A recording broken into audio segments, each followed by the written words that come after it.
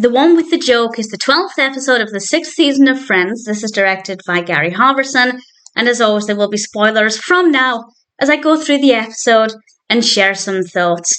And this is, of course, the episode where Ross gets a joke printed in Playboy. And he's very happy about this, and then Chandler points out that it's his joke. And they spend the episode arguing about whose joke it is. Chandler's trying to tell everybody it's his joke before Ross gets a chance, and they both explain the joke. We don't really get to hear the joke, and I don't know if they wrote a joke and never shared it because it was inappropriate, or if they just never really wrote it anyway. But it's a joke about Dr. Monkey. And honestly, I didn't even know Playboy printed jokes. I don't know if they still do. Does Playboy even still print magazines? I assume they do. I have no idea. I'm not the target audience. But either way, not a bad part of the episode. I think it's definitely very memorable. We have then two other parts of the episode, one focusing on Phoebe, Monica and Rachel, and one on Joey. And I really love the story with Joey, but I'll talk about Monica, Rachel and Phoebe first. And they're looking through a Playboy, and Monica asks if they had to pick one of the other two to date, who would they pick? Monica and Rachel both say they don't know. Phoebe instantly says Rachel, regrets it, and then says she doesn't know.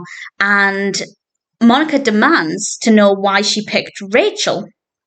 And she said Monica's kind of high maintenance. And then Phoebe explained that Rachel's a pushover. And they both go out of their way to persuade Phoebe they're not high maintenance and they're not a pushover. And in the episode, we get a lot of examples of Monica being high maintenance and Rachel being a pushover. And I think it was very well done. But what I loved about this is they decided to tell Phoebe, well, you're flaky. And Phoebe agrees. And I love that. Instead of being defensive, instead of saying, no, I'm not flaky, Phoebe just accepted that that's part of who she is. And I love that. We all have parts of our personalities that may be negative, although I'm sure there are benefits to being high maintenance. I don't know if there are benefits to being a pushover. Maybe it's a more easygoing attitude. I don't know.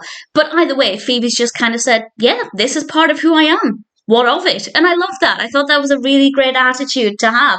And I also love the fact that Monica and Rachel did not expect that response. It was very well done and I really enjoyed it.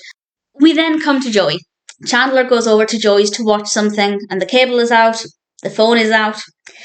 Money has been tight since Janine left, and Joey happens to mention this to Gunther by saying he's giving up on luxuries such as paying for things, and Gunther says he could work at Central Perk. And Joey realises, fine, if the money is good, I'll do this. But he felt a bit weird about it, and we have this scene where Joey asks the others if they want any coffee. And he then starts to ask other people in Central Perk if they want anything. And of course, they don't know Joey's working there. So to the rest of the gang, this is really strange behaviour. And ultimately, when he goes behind the counter, they realise he is working there. And he felt really weird about it. And I think there's a really great message here. I love the support from the others, particularly Rachel, who worked there, that it's absolutely fine that he's working there. As Joey mentioned, it felt backwards to him because many actors start out as waiters and in coffee shops and then get their big break. Joey has had some decent roles and now has to take a step back, and that's okay. Especially if you're a creative, if you're in any creative industry. Yes, you can climb up and up, but sometimes it goes backwards. In fact, probably in any industry that's the case. We all have highs and lows, and I love the fact that nobody made fun of Joey for this. There were a couple of jokes, mostly from Chandler about giving him a tip. But in general, I loved the support.